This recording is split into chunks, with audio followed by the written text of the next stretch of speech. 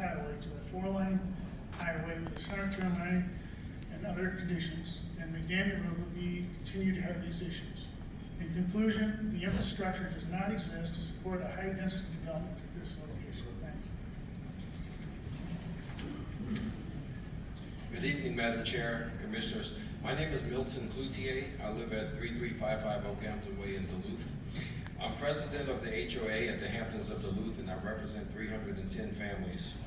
All of these families have expressed concerns about the increase of traffic and the noise and light pollution that this high-density development will bring to the community. Duluth Highway is only a 2-lane highway, and McDaniel is a dead-end road, and we're at the end of that dead-end road. There's only one way in and one way out.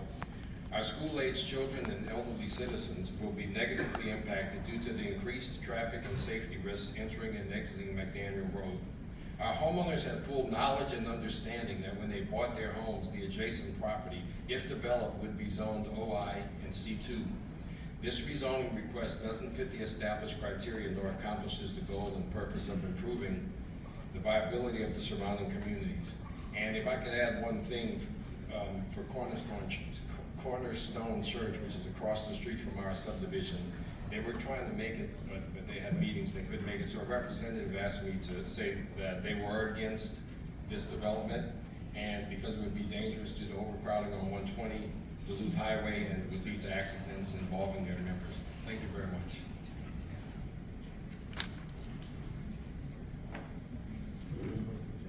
Madam Chair, Commissioners, my name is Chris Timmons. I live at 3176 Amesbury Way in the Hampton Place neighborhood.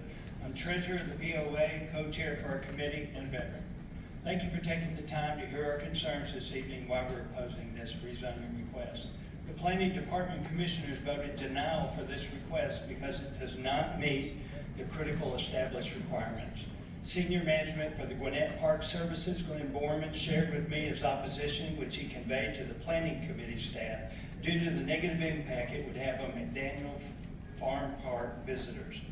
Public safety is paramount to all of us, and this proposed development, if approved, places a greater risk on our children, families, friends, park visitors, churchgoers, and commuters at this intersection of McDaniel Road and Duluth Highway. The Synergy team has referenced precedents for this type of development further down on Duluth Highway, but did not disclose that the road infrastructure is significantly different. It has a 4-lane highway with turn lanes, traffic light, multiple exits on alternate roads, which supports that development. According to the zoning standards adopted by the Georgia legislature, the Planning Department showed the proposed development is out of character, where low-density residential is described in the 2040 Unified Plan, and this high-density residential development is not suitable. The intersection of McDaniel Road and State Route 120 is already congested, and there are no plans to widen State Route 120. Additionally, the Parks Department is concerned about the effect of additional traffic on the park. Therefore, there's adverse effect on use and usability of adjacent or nearby property. The fact that they're proposing 88,500 square feet of commercial retail shows it does in fact have a reasonable economic use as currently zoned. We presented facts about the existing road system, which no plans for improvement, that shows there'll be excessive or burdensome use of existing streets. The professional planning staff review established this rezoning is not in conformity with the policy intent of the 2040 Unified Plan and future development plan. In conclusion, this proposed development does not meet the zoning requirements, nor does it conform to the purpose of an MUR, which is to improve the viability of the development and surrounding communities. For all of these reasons, we ask you to vote tonight and deny this request. Thank you. Thank you. Does the applicant wish to come back up? Do you have any questions from the commissioners? All right, if there are no further questions, I will go ahead and close out the public hearing for this case and ask for a motion.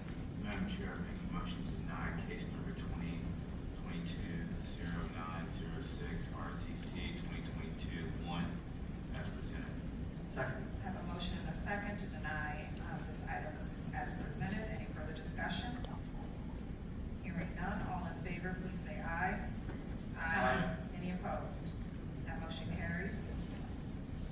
All right, for the next case, Madam Chair, I'd like to make a motion to deny 2022-0907 RCC 2022-00002 as presented.